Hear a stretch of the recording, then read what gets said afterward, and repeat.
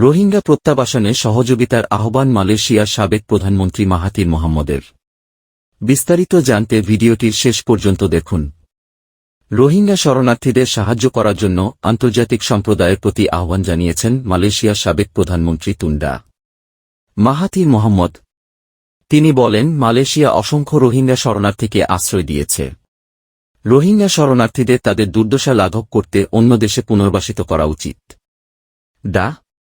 Mahathir এক Facebook পোস্টে বলেছেন, যদিও মিয়ানমার শাসন করেছিল বর্মী জনগণ, তবুও এটি অন্যান্য অনেক জাতিগোষ্ঠীর আবাসস্থল ছিল। রোহিঙ্গারা মিয়ানমারে নাগরিক হওয়ার অধিকার রাখে, যদিও তাদের তা দেওয়া হয়নি। তিনি বলেন, মিয়ানমারের প্রতিটি জাতিগোষ্ঠী আলাদাভাবে বসবাস করছে। সে দেশে বসবাসকারী প্রত্যেক জাতিসত্তার মানুষ মিয়ানমারের নাগরিক এবং তাদের সবারই দেশের অন্যান্য নাগরিকদের মতো একই অধিকার থাকা উচিত। দুঃখজনক হলেও সত্য যে সেখানে কিছু ব্যক্তিকে নাগরিক হিসেবে গণ্য করা হয় না। তারা বিভক্ত, প্রতিটি জাতিগোষ্ঠী তাদের নিজস্ব অঞ্চলে বসবাস করে। মাহাথির মোহাম্মদ বলেন, বার্মিজ জনগণের বিশাল সংখ্যাগরিষ্ঠতা ছিল বৌদ্ধ এবং তারা সহনশীল বলে পরিচিত। কিন্তু সেখানকার মুসলিম সম্প্রদায়ের প্রতি তারা কখনই সহনশীল ছিল না।